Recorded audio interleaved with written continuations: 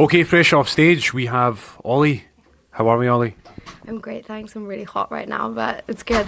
Yeah, I'm feeling good. Well, Ollie, tell us where we are tonight. We're at the Ned, which is central London. It's honestly the craziest venue. I've never experienced something like it. I was really shocked when I came in. Like, it's nuts. The huge centre, like, circular stage. You don't really know where to turn, but yeah. The night itself, New Music Monday, hosted, well, not hosted, but curated by Benny D. Yeah, Power Studios is taking care of it, which is great. I think it's nice to have a change from the acoustic music that they seem to be doing. I mean, acoustic music's great, but it's really fun to have like a backing track and a full band and everything. Yeah, it's great. So we watched your performance. A lot of big pop hits there. I heard a lot of like Robin and Sia influences there. I love Robin. Yeah, who's your number one influence, would you say? Oh, I do really rate Sia. Yeah. Like, I'd have to say, because she just knows how to write a song and she really doesn't care about how it relates to her. And most of my songs have nothing to do with anything that's ever happened in my life. I would never write about experiences most of the time. So I like that aspect of her. Interesting that you say you wouldn't write about experiences. Why is that? I've got too many friends that have got really good stories and interesting things and just their experiences or just even stories that they tell me of people. Maybe it's not even true, but it just creates a good song. So you've never experienced heartbreak? No, of course I have. I mean, I think you pull from everything, but I've never sat down and gone, this song is about this heartbreak or anything like that. Like, never, ever. So, more importantly, tell us, who is Ollie? Okay, Ollie is an electronic musician, electronic pop. She's only just started gigging. I was stricken with horrendous anxiety for about 3 years and just refused to get on stage. So I just had like a catalogue of songs building up with Benny D. And now I'm just like ready to go. And I just want to sing everything and I just want to perform everything. So how did you overcome that anxiety and just thought to yourself, let's just get on stage and do it? How did you get to that point? Honestly, it was like 2 years of really intense therapy, hypnotherapy, just in edging my way. Like, I remember in December, I told myself, December was the first time I'd gigged in like 2 years, and I said to myself, if you don't get on stage now, like, it's going to be so in your head, you're never going to do it, it's never going to happen. And then as soon as I started gigging, just like sporadically, it was fine. And then I did Isle of Wight, and I was like, oh my God, this is amazing, I really love this. And now I'm here at the Ned, so it's like getting into the habit of it eventually. You look very comfortable up there. That's definitely like taken time. Like, honestly, I was just chatting to someone before telling me how when I did, I think it was Proud or something, like when it was open, and they were just saying like it was such a different thing seeing you. You were so nervous the whole time. Like, you could just tell that the person was nervous. And now it's like, oh, she looks like she's enjoying herself. And it's like, yeah, I actually kind of am. Have you got any pre-gig rituals? You know, do you ever like kiss a badge or wear a lucky earring? No, but I always run through my songs on my laptop with the backing track. Always. Like, it freaks me out to not do it.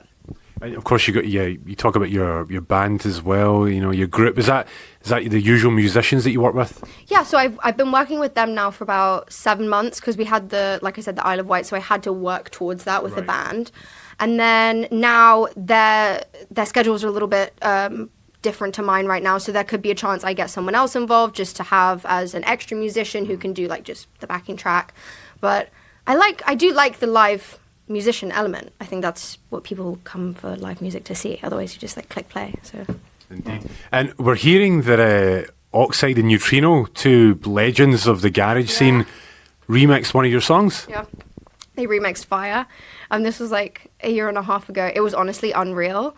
I actually met Oxide. That was like crazy. Every time I said it to people, I was like, the So Solid crew, and they were like, So Solid, oh my God. Like, can I ask, did you listen to that type of music? Because you look very young. No. I wasn't really, I didn't know that kind of music that much, but I'd gone on West Side FM, I think, and oh really, yeah, so they were like chatting about it, and I'd like realized just how big they were and how cool they were. And then obviously, like, everyone knows Bound to the Reload? Bound for the Reload, yeah. So like everyone from Casualty, that remix, so. You know? The Casualty reference is important. Yeah, because I was like trying to think that, but yeah. So how was it you hooked up with Benny for tonight? Well, actually, how did you meet him? Yeah. So essentially, about 5 years ago, I had a family friend, well, not even a family friend, just a friend of a friend who knew I wanted to do music, and I was really serious about it.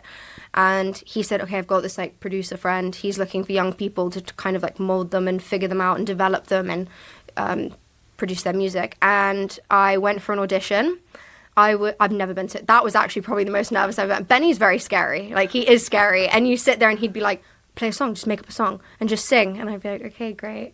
And I did it and I loved it and he liked it. And then from then on, we just decided to partner up. So whenever he had performances he was putting on, I would get involved, and we would record together, and writers and things like that, I would be brought in, or they would bring people in for me. And it just started this huge like collaboration between the two of us. And what's next for you and Benny, or for yourself, in fact?